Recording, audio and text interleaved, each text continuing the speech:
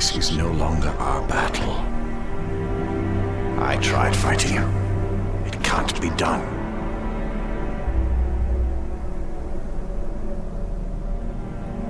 Could you really rest for all of eternity, knowing that you had the chance to stop him, but did nothing?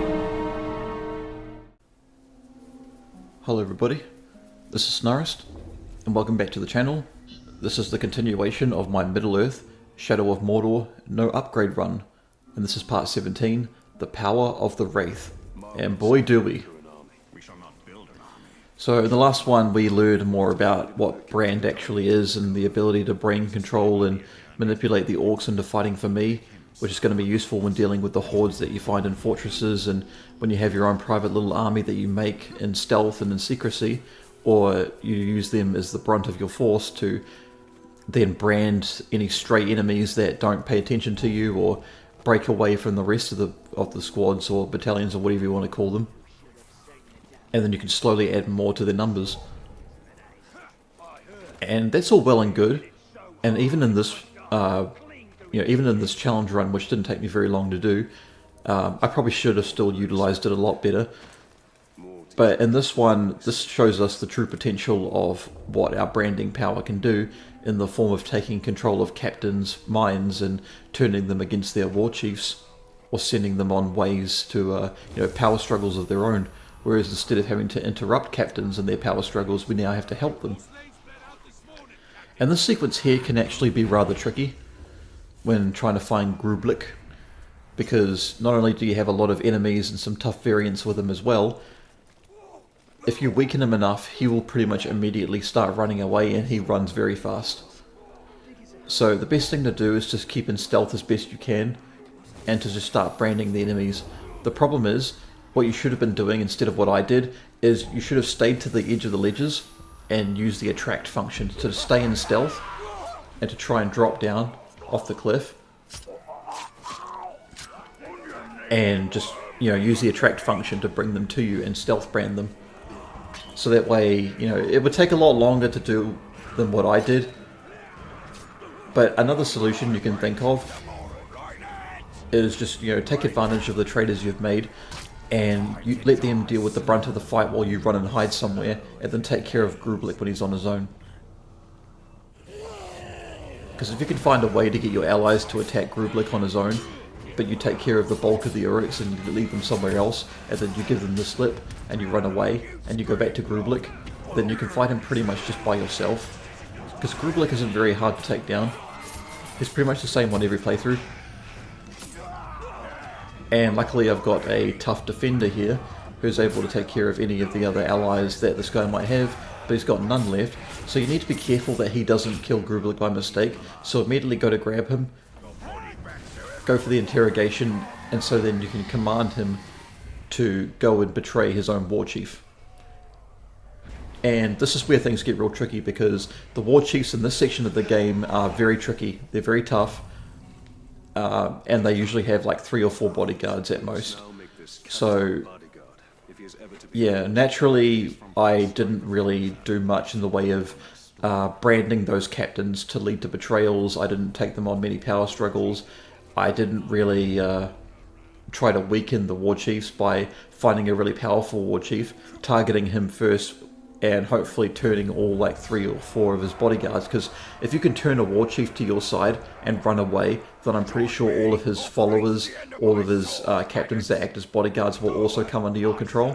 I'm pretty sure that's how it works. But if you're still in the area and you're still fighting technically, then they don't convert to your side immediately. I think that's how it works. But the next video after this, or the next 5 after this, they're going to vary in their length. Some of them will be a little bit longer, most of them not so long, but understand that outside of the few story missions I did beyond this point, I think how long it took me to actually get 5 branded captains after Grublik, it took me like nearly an hour or about an hour. And part of the reason why, and you're only going to see like 20 minutes of that footage, or like 25 minutes or something like that, maybe even half an hour, is because I actually lost Grublik. I sent him as a warchief to go and fight another warchief to lure them out, so I don't have to... Because by the way, if you've got your own warchief, then you can send him, you can go to the beck and call missions and you can send him to go and start a riot with another warchief, so you don't have to do any of those stupid side objectives, and you don't have to go into a fortress filled with other captains and other Uruks, by the dozens. You can lure them out into like a grassy open area and have your warchief back you up. That's definitely the easier solution than doing what I did for a couple of them. But this part here is really slow and really boring. You just got to target the challenges, the ones that have the yellow dots above them, the ones that glow yellow when you're in the Wraith world. And once you've got followers for Grublik, then you need to go and summon the warchief that you're going to target. And Grublik will be there, and then you need to activate him, then Grublik will attack the warchief, and then you need to get in there and make sure that Grublik survives. He's got a pretty good chance of surviving. I've never really personally encountered a moment where Grublik can die. It's more or less just to make you nervous and get you involved, but you don't really have to be. I just want to take a bit of a water break.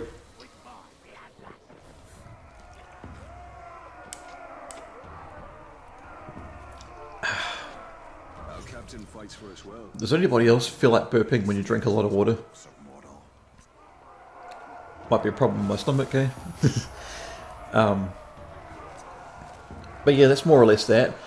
But yeah, I had a lot of problems where I tried to fight a warchief and I killed him, but his bodyguard replaced him, and the bodyguard ran away, or one of my other captains or one of my other warchiefs that had won the fight, won the event, got killed anyway. So there's been a few instances throughout my time with this challenge run where I lost a warchief. So when it comes to these warchief videos that are going to come up, you're only going to see me succeed in a couple of them. I think I only died legitimately like once outside of story missions, like in the open world. In story missions I died or failed like 3 times across different missions, but for this one in particular I only died properly once. And when that happened, the guy that killed me got made into a captain, and everyone else moved on up in the ranks. And warchiefs that I had taken out or warchiefs that I had branded got joined by other warchiefs that I had to brand again, and it became a little bit of a mess. So whereas you'll see a much more clean presentation of how I branded these warchiefs and dealt with them, there may be a bit of a lack of continuity in the captains that I fight with or the warchiefs I fight with, but I don't think that's super important, because my playthrough is going to be different from yours. Outside of story significance, your warchiefs are going to be different from mine because they're all randomly generated, different weapons, different effects, different names, different combinations of all of them, hundreds of potentially different captains and warchiefs. So there we go, Grublik's been promoted to bodyguard, and so we need to get into the fortress at the top of that tower there without raising the alarm. And it's pretty easy.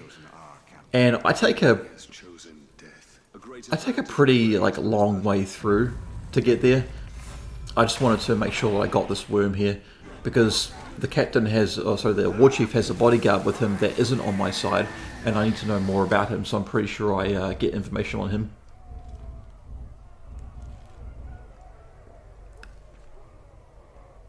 No, I get information on the warchief we're targeting, Tarz the Knife. It can be damaged by fire, so there is going to be a campfire nearby where he spawns in, so if you can get him to accidentally trip over it, that'd be great, because you can't detonate it with the arrows anymore because we're doing a no upgrade run. But combat finishes, other than the Wraith Flash, it's basically useless and pointless, so just attacking him normally or setting Grublik on him is the only way to really beat him. And again, the damage Grublik takes is mostly artificial. I've never seen an instance where he gets killed. He could still, so if he starts getting really low on health, maybe you need to jump in there and take advantage.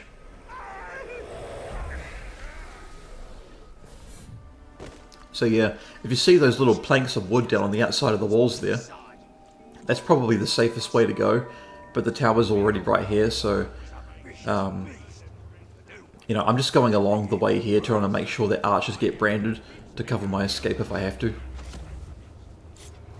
It's getting to the center tower here, it's a little tricky because in this particular area here, when you're trying to leap to certain platforms or surfaces, sometimes it makes a mistake and causes you to do like a slow dive like that off, and you don't even land on the ground, you land on geometry. It's the weirdest thing. But yeah, I pretty much said my piece about you know, the warchief videos that I'm going to be covering, and it's definitely going to look very clean, but it wasn't a very clean run. If you want to take your time with it and still do this challenge run, then I would definitely recommend that you target the bodyguards of the warchiefs, brand them all, and then either do their mission to lure them out, and then trigger all the captains to turn on the warchief. Because when he does, there's a good chance the warchief will die, and one of your captains that are already branded will take their place. And they'll get promoted, they'll get some bonuses, and they'll get more power, and they'll become yours. And the more that survive, those other captains more than likely become the bodyguard of that newly promoted warchief. And with your newly promoted warchief, you can call him whenever you want based on the little map prompt. And when you call him in, you can command him to go and start a riot with another warchief and to lure them out. And if you want to, target the ones with no bodyguards or hardly any bodyguards. Make sure you've got intel on the warchief itself and the bodyguards.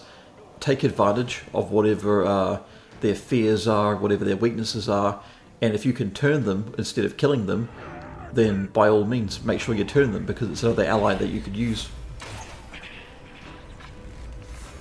And so, yeah, it's more or less just like getting started and getting your first couple of warchiefs and making sure that they have bodyguards so they're better protected or whatever. You know, that's the most important thing. And there was a little bit of a transition here, if you noticed, because the first time I did this, Grublik was suffering some pretty severe damage and I had to jump in there, but I had to fight the other captain and the warchief as well, and it just became a bit overwhelming for me, and I ended up getting killed. So it was another fail on my part, but Grublik is doing extremely well. So while Grublik is definitely taking damage now, see, I'm trying to do a stealth brand on this guy, but because the animation's slightly delayed on the stealth, I kept on dropping down below.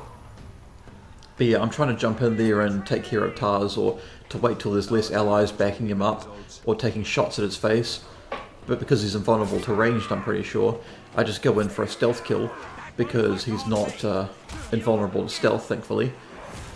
All it takes is one more or two more good hits, and he's toast. And so if you notice there, Grublik knocked him down to the ground. He knocked Tarz down to the ground, and he was smacking him with his club. That would have been a death animation if I didn't interrupt him and try to attack him, because I thought I could get one last hit and kill him. But Grublik was already in the animation to kill him, and I interrupted that, and he just went ahead and smacked him down there, if you saw that. So now Grublik is the new warchief in charge, and I will end up losing him, so this is the last time you'll see Grublik, unfortunately. But it is the way that it is. And now all we have to do is wait for this little cutscene to play out, or, you know, in-game cutscene, I suppose. And then we'll end up going back to Lady Marwyn. And another cutscene will play, we'll skip it, and that'll be the end of the mission, and then we move out into Nurnen, ready to conquer this part of Mordor, and try to get our army together. And then after that we'll go and see how Torvin's doing with his missions. And then we'll go into the last stretch of the game. But thank you so much for watching, and thanks for being here with the series if you are. You'll take care now, and I'll see you guys in the next part. Saruman is one of the Istari. With the power of the ring, he could have built a great army to